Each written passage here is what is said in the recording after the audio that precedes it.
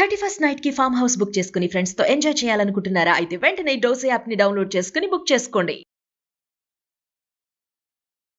నమస్తే రమ్మగారు. నమస్తే జయ. కథా సరిసాగరం నుంచి ఏదైనా ఒక కథ చెప్తారా? చాలా చెప్తున్నాం కదా. అవును, కొంచెం గ్యాప్ వచ్చింది. నరవాహన దత్త చరిత్ర అవన్నీ అందులో నుంచే చెప్పాం. ఎంత మంచి మంచి కథలు రమ్మగారు. చాలా మంచి కథలు. అవును. అనురాగపర, విదూషకుడి కథ అవన్నీ అందులో నుంచే చెప్పాం. కదలి గర్భ కథ చెప్తాం. పూర్వమట మృకండురని ఒక మహర్షి ఉండేవారు. వింధ్యాటవిలో ఆయనదే సొంత ఆశ్రమం కూడా ఉండేది. చాలా మంది ఉంటూ ఉండేవారు. ఈయన చాలా తీవ్ర తపస్వి. ఆకాశంలో తల్లకిందులుగా ఉండి తపస్సు చేసేవారట. అయితే ఎంతకాలమో తపస్సు చేసిన తర్వాత ఒకనాడు ఆయన తల్లకిందులుగా పద్మాసనం వేసుకుని తల కిందకి పద్మాసనం పైకి ఉందన్నమాట. తపస్సు చేసుకుంటూ ఉంటే అప్సరస అయిన ఘృతాచి అటు ఆయన ముందు నుంచి వెళ్ళిందట. ఘృతాచి అనే పేరున్న అప్సరస ఉంది కదా. అయితే ఎప్పుడూ లేనిది ఆయనకి ఆవిడని చూసేసరికల్లా ఒక మనసు చెలించింది. అలాంటివి జరుగుతాయి తీవ్ర తపస్సులో కూడా. అయితే ఆయన వీర్యం పడిపోయిందట. ఆ పడటం ఏమైంది, ఈయన ఆకాశంలో ఉన్నాడు కదా, అప్పుడే పుష్పించిన ఒక కదలి అంటే అరటి చెట్టు మొవ్వులో పడిందట.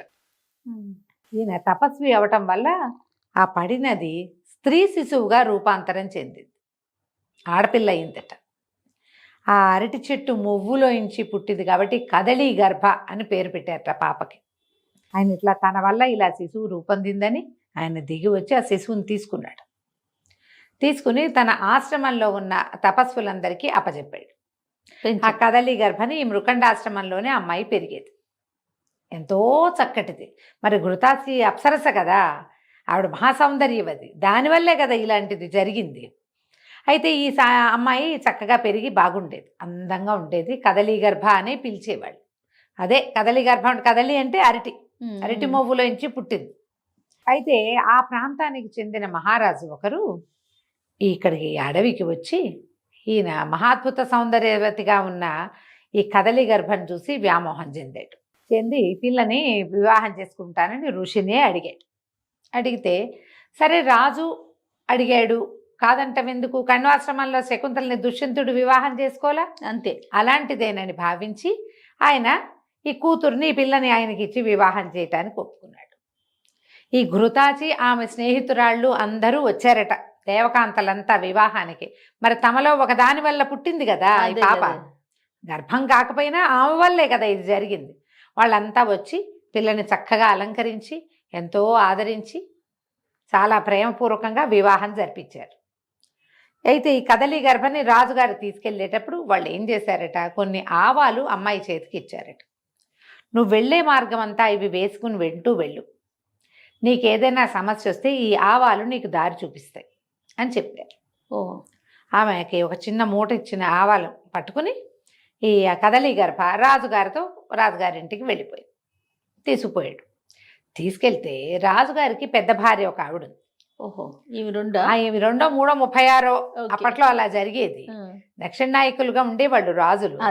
సరే ఈ వెళ్తూ ఈ అమ్మాయి ఏం చేసింది, ఈ ఆవాల సంచికి చిల్లు పెట్టి సన్నగా కారేళ్ళ చేసి దారంతా ఆవాలు పోసుకుంటూ రాజ్యానికి వెళ్ళిపోయింది.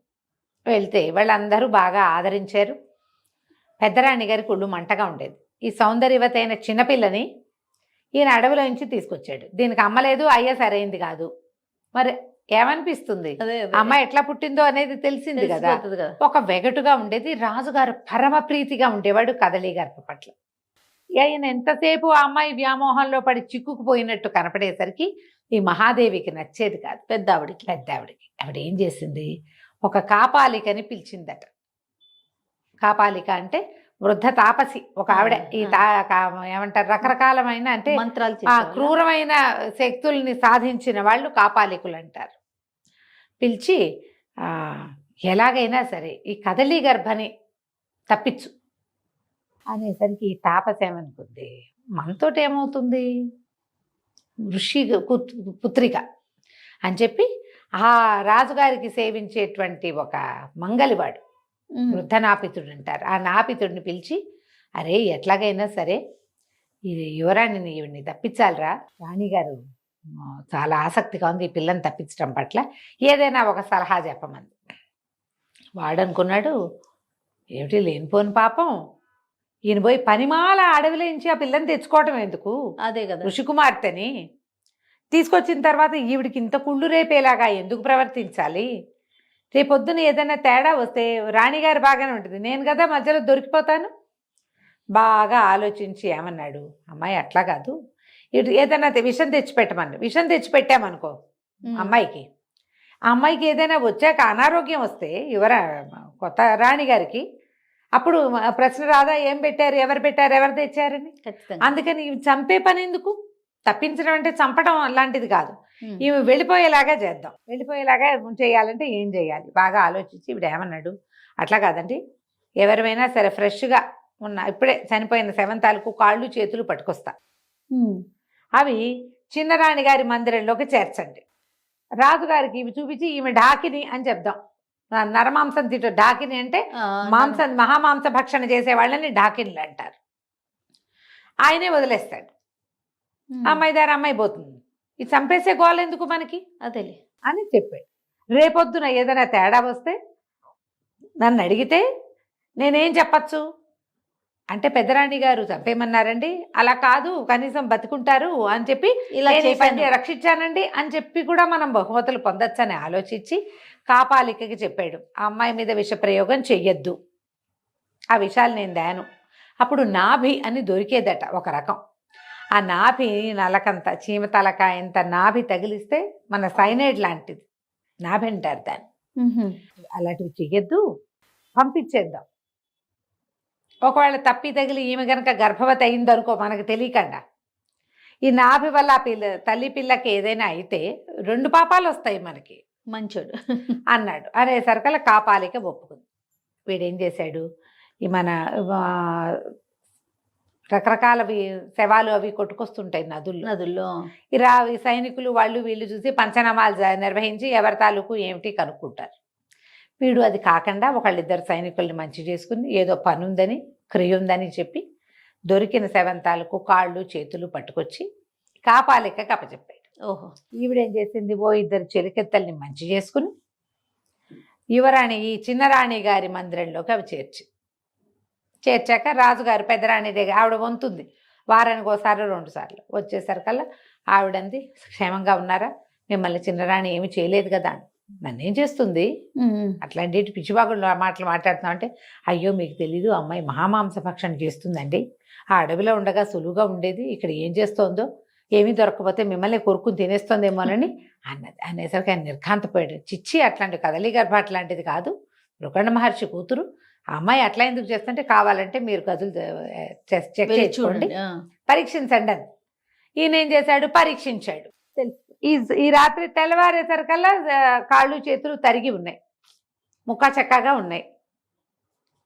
ఇంకేముంది, నానా మాటలు అన్నాడు. ఈ కదలి గర్భకి ఆయన ఏం మాట్లాడుతున్నాడో తెలియలేదు, రావడం మానేశాడు. ఆవిడకి మొహం చూపిస్తే కొరుకుని తినేస్తుందేమోనని.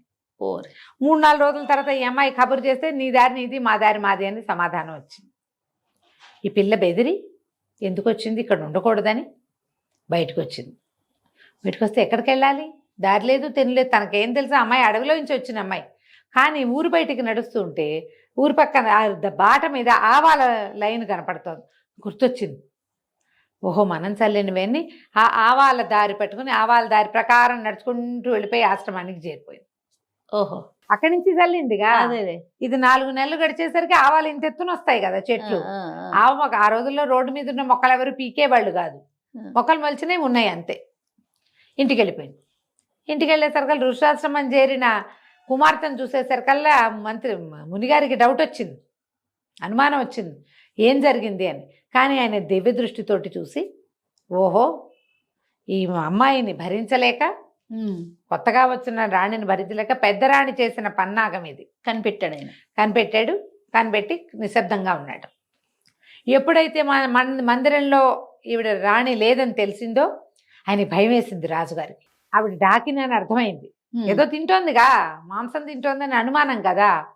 ఇప్పుడు వాళ్ళ నాన్నకి తెలిస్తే ఆయన ఏమంటాడు, అది అందుకని ఇక్కడికి కబురు చేశాడు ఆశ్రమానికి.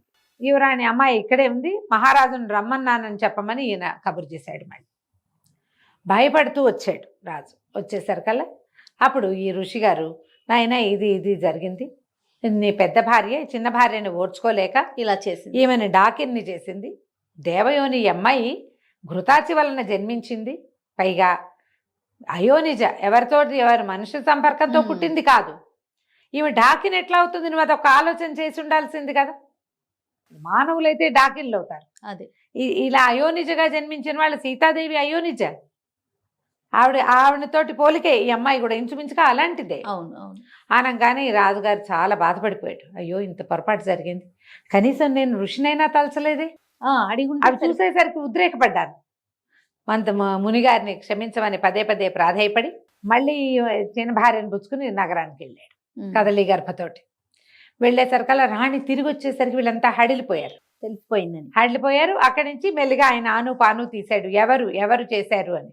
ముందు కాపాలిక బయటకు వచ్చింది, తర్వాత మంగళవాడి బయటకు వచ్చాడు, చివరిగా రాణి బయటకు వచ్చింది. ముగ్గురిని శిక్షించడానికి పిలిస్తే కాపాలిక నా తప్పు లేదు, ఈవిడ నన్ను విషం తెమ్మంది, నేను వాడిని సలహా అడిగా, వాడి సలహా చెప్పాడు. కాపాలిక తప్పుకుంది.